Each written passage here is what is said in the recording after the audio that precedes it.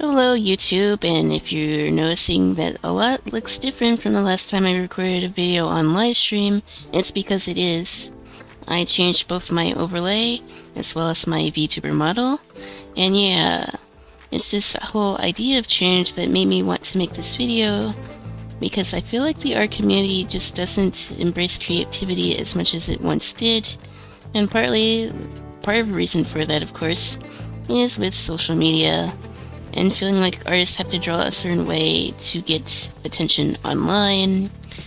And that's a problem that I noticed a lot across various social media platforms, but especially on Twitter and TikTok, and to a certain extent YouTube, although I feel like a lot of artists on here are more inclined to do their own thing because they are growing their own communities. But like on TikTok, I feel like artists on that platform, and I don't want to name names, I feel like some artists are just afraid to try different things because they're worried that they're going to get bullied or harassed, and like that just leads to creative burnout. So just like I'm drawing my original character here, I wanted to talk about how I embrace creativity in my art process, and yeah, that's mainly what I'm going to talk about in this video. So if you're into that, then don't hesitate to like and subscribe. I also go live on twitch.tv/isn19. And yeah, I have a Discord. There's multiple social medias that you can get in contact with me if you have any questions or whatever. So yeah, on to the main video. I noticed a troubling trend on social media about younger artists being bullied from doing their particular art style or drawing certain characters because it's not quote-unquote popular, which is something that is going to kill a lot of artists' mental health as far as wanting to draw something new or even just experiment with their own art style. Because if everyone feels like they need to conform to a certain way, people will be less willing to take risks because they don't want to be ostracized. I talked about that previously in other videos, but I feel like that bears worth repeating because I noticed the trend a lot, even with artists that have been in the field for quite a while. The whole Urgos Josh situation was mainly because he felt insecure with his own art style, and he felt the need to use AI, which I definitely don't agree with. There's other ways to deal with burnout than turn to AI to get ideas, but that's for another video. In fact, I already made that a video, which I'll have that listed above. But yeah, if people and artists feel like they can't express themselves the way that they want, it will lead to burnout. And obviously that's not a good thing, and it can spell trouble for the whole creative field. I think people are more concerned with being liked than authentically expressing themselves. I know I was like that for a while. I had a phase where I drew nothing but fan art for anime. I did a lot of My Hero artwork. Come to find out I didn't really like My Hero all that much, but I felt like doing that art because it was popular at the time, and that made me fall into a pit of burnout. I wasn't drawing my own characters. I felt like I had to draw a certain way, and that really wasn't fun. Now I don't mind doing fan art every now and again, but like yeah, I don't want to make a habit of just relying on fan art. I do have ideas and characters and stuff that I want to draw, so I just need to formulate the ideas, and then yeah. Now, counterintuitive to what I just said, even if you don't always have your own creative ideas, there's nothing wrong with taking inspiration from series that you enjoy.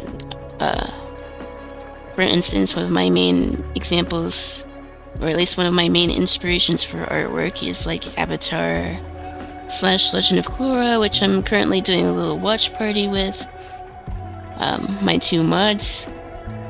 And watching that sort of also inspired me to want to design this character here. As far as how she looks in terms of personality and stuff, I think it does matter the media that you consume, as far as how you grow as an artist. Like, I consumed a lot of anime as a kid and then a teenager, and that influences my art style, but I also studied from a bunch of different artists here on YouTube,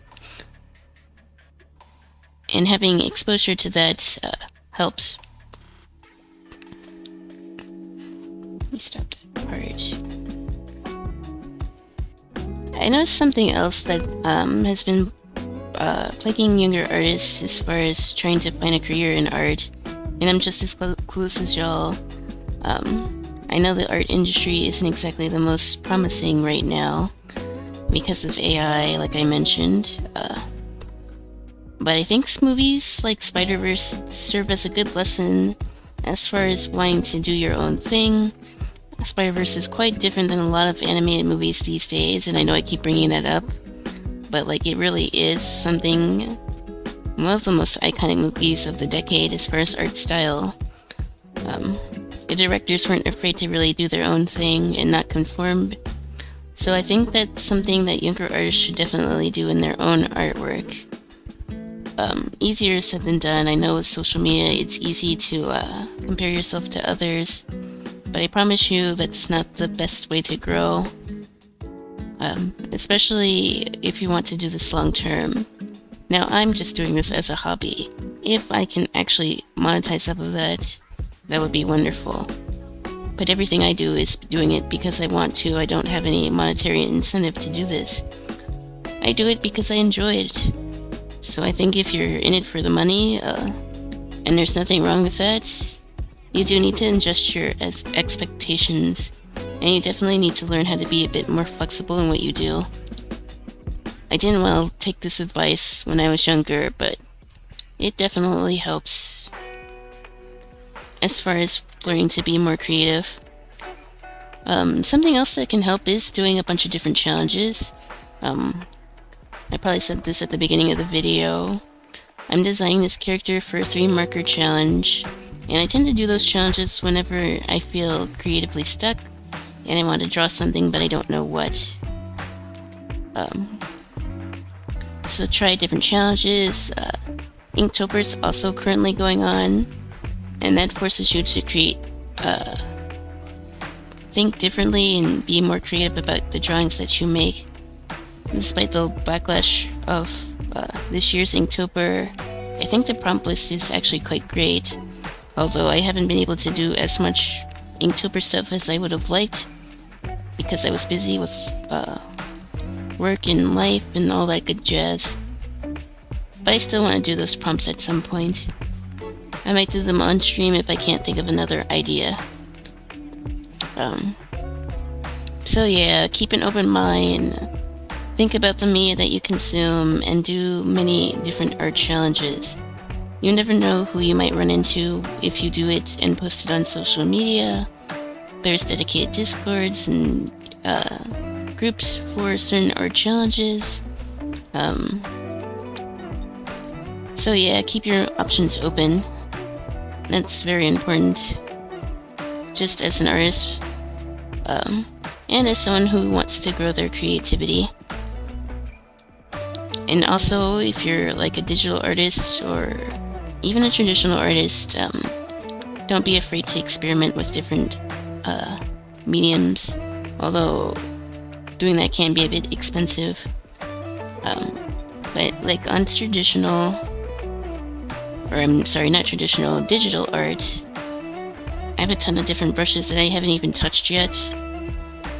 And I actually have a channel in my Discord for brush packs and all that good stuff if you're interested in the brushes that I use.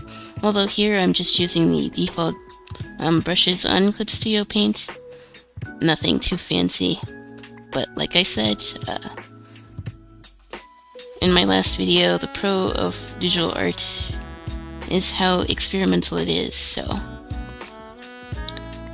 if you try a different brush or blending style or painting style, that too can spur your creativity and make you a more well-rounded artist.